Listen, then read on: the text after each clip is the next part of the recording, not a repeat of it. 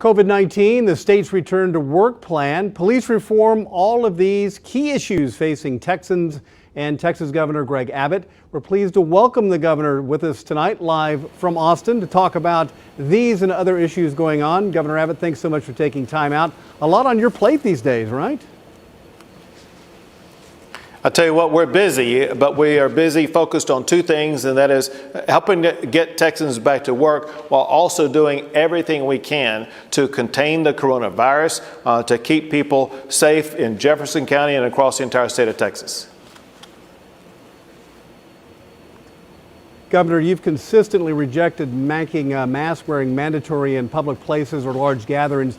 Could you restate your reasons for holding that position? And are you considering the views of some Texas mayors who think masks should be mandatory? Sure. Listen, I think it's important that as we move forward through this pandemic, that we work collectively as Texans to make sure we contain the spread of the coronavirus. And that does include urging Texans to wear a mask, to sanitize their hands, and to maintain safe distances. However, I don't believe that people should be put in jail for failing to wear a mask. And that's why I issued the executive order saying that there would be no civil or criminal liability for failing to wear a mask. That said, we want to work with local officials to make sure that we are using every strategy we can to keep our community safe and to slow the spread of the coronavirus. Well, the numbers are increasing as of late, Governor, with COVID-19 cases from around the state. In fact, some records have been set in certain cities. In your news conference yesterday, you seemed to indicate you feel the overall COVID-19 landscape in the state is improving. Can you explain why you feel that way? Sure. A couple of things. One is that we now have new tools and strategies to be able to identify hotspots where there may be an increase in the number of COVID-19 cases, and we surge resources in to be able to contain that spread. And then in addition to that, we have great hospital capacity, plenty of hospital beds to be able to treat anybody who tests positive for COVID-19. We will never run out of beds like what happened in New York or New Jersey, some places like that. And then third, there are these new medical strategies that help people get in and get out of hospitals a whole lot quicker. So we are better prepared today than we have ever been to deal with this coronavirus until we do get to that point in time in the not too distant future where we will have medications available to treat people who test positive for COVID-19. And Governor, here in the Beaumont-Port Arthur area, Monday we had over 500 cases reported.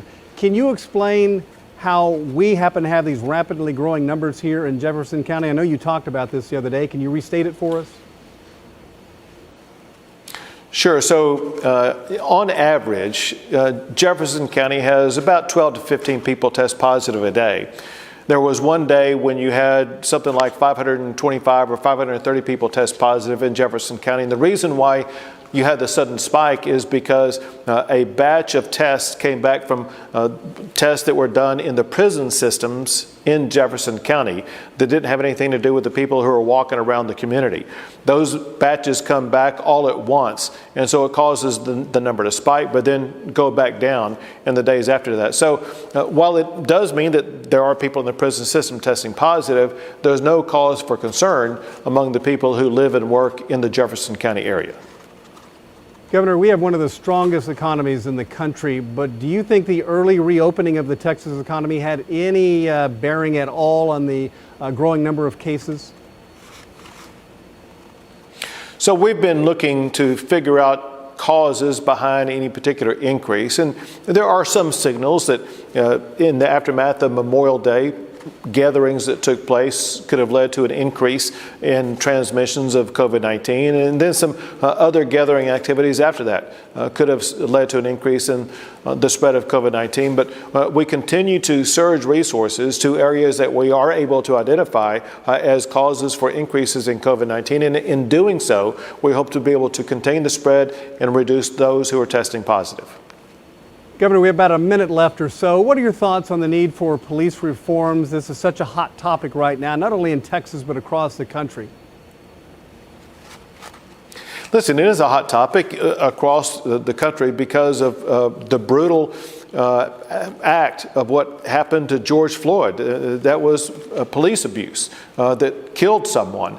And we, in Texas and everywhere, we want to make sure that abuses like that don't take place again in the future. And so we are working on reforms here in the state of Texas, as well as reforms to work to bridge the racial divide that we have in our state and our country.